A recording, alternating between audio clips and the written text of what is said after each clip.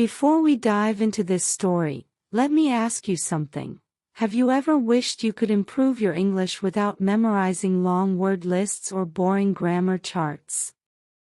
Well, this is your moment.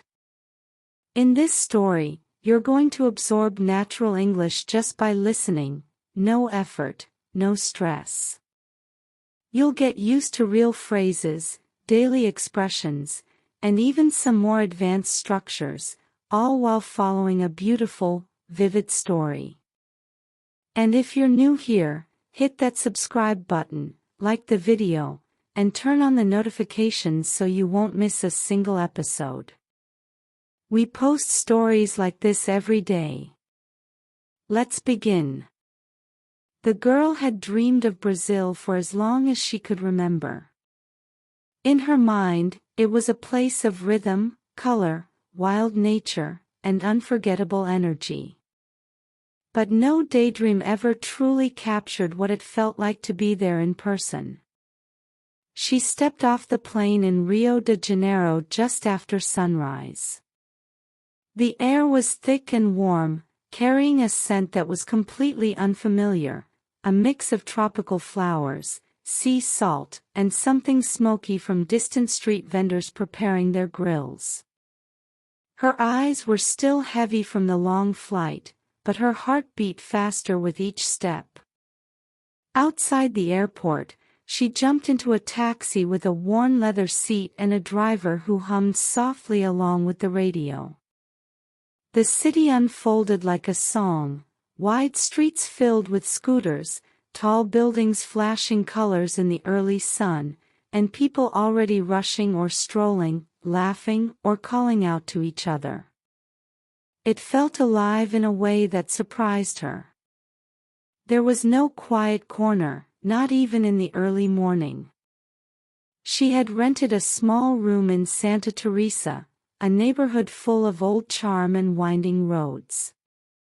The house sat high up on a hill, surrounded by plants that spilled over the walls like green waterfalls. From her window, she could see the rooftops rolling into the distance and, beyond them, the endless Atlantic Ocean. The first thing she did was walk.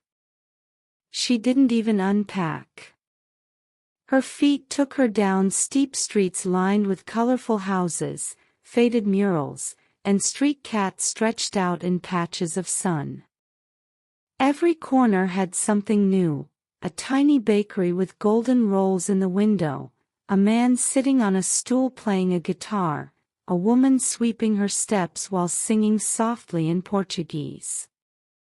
She smiled at everyone. She didn't understand the language yet, but she didn't need to. The city spoke in gestures, in glances, in movement. There was warmth here that had nothing to do with the weather. By the time she reached the famous Celerin steps, the day had brightened.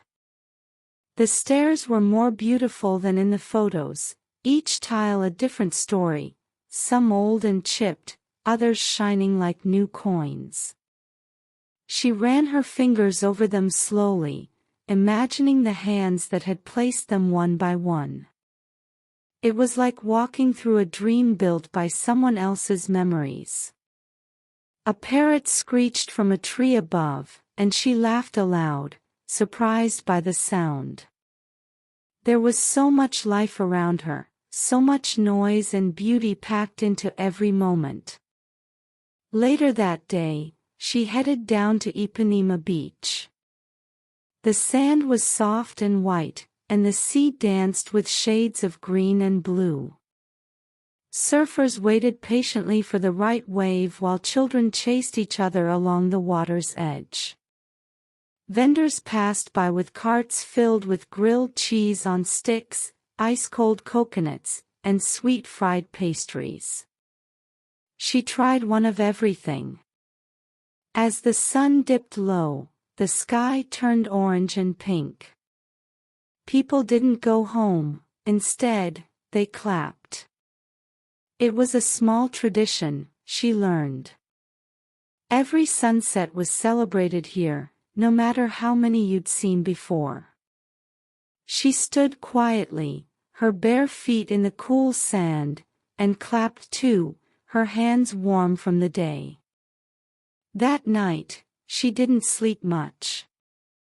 The sounds of the city filled her room, music drifting from a party somewhere nearby, dogs barking in the distance, laughter rolling up the hillside. It wasn't noisy in an unpleasant way. It felt like the heartbeat of a place that never really rested. The next morning, she traveled to Tijuca Forest.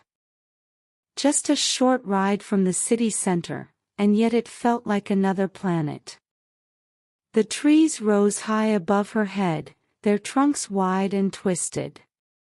Leaves filtered the sunlight into soft green beams. Birds flashed between branches, and the path curved into the shade like a secret trail. She walked slowly, touching bark, watching butterflies drift through the air. A small waterfall whispered nearby, and she followed the sound until she found it, a gentle stream pouring over rocks into a pool so clear she could see every stone beneath the surface. She sat there for a long time, her shoes off, toes dipped in the water. There was no rush here.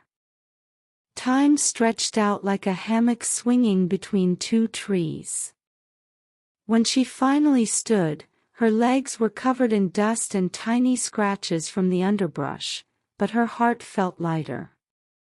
That was something Brazil gave her again and again, not just beauty, but a feeling of ease, a sense that you didn't need to do much to feel full.